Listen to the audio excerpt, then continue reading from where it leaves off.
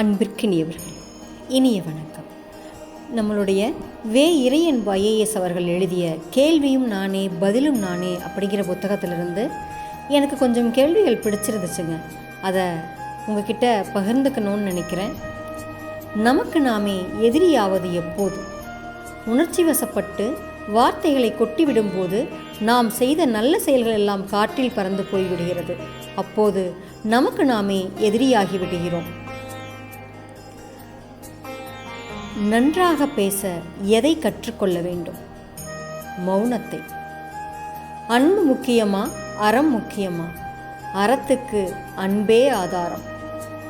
புறம் சொல்பவர்களிடம் எப்படி நடந்து கொள்ள வேண்டும்? புறம் சொல்வது சிலருக்கு பொழுதுபோக்கு. ஆற்றில் குளித்து முடித்துவிட்டு வந்த யானை ஒன்று அழுக்கில் புரண்டு வந்த பன்றியை பார்த்ததும் ஓரமாக ஒதுங்கிச் சென்றது. உடனே பன்றி, இவ்வளவு பெரிய உருவத்தோடு இருந்தாலும் என்னை பார்த்து பயந்து விட்டாயே என்று பரிகசித்தது. அதற்கு யானை, நீ மோதினால் மீண்டும் நான் குளிக்க வேண்டுமே என்றுதான் யோசிக்கிறேன். உன்னை ஒரே மிதியில் துவம்சம் செய்ய என்னால் முடியும் என்று சொன்னது. புறம் சொல்பவர்களிடம் அந்த யானையைப் போல் நாம் நடந்து கொள்ள வேண்டும். இல்லாவிட்டால் பன்றிகளின் சேறு நம் உடலெங்கும் ஒட்டிக்கொள்ளும். சோம்பலின் உச்சம் எது? கையில் இருக்கும் மிட்டாயை வாயில் போட கொட்டாய் வருவதற்காக காத்திருப்பது. ஒருவரை புண்படுத்தாமல் இருக்க என்ன செய்ய வேண்டும்? சில உண்மைகளை பேசாமல் இருந்தால் போதும். எது அழகு?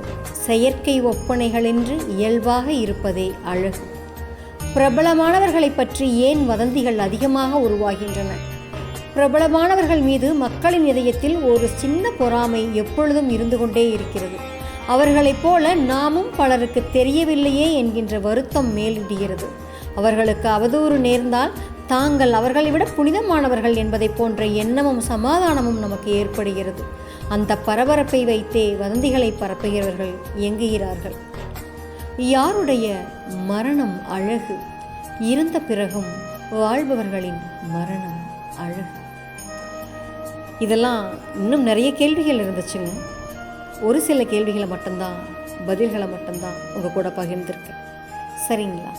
நாளை சந்திப்போம் தோழமைகளே. மகிழ்வுடன் விஸ்டம் மெட்ரிக் மேல்நிலைப்பள்ளி, செய்யாற்றை வென்றான்.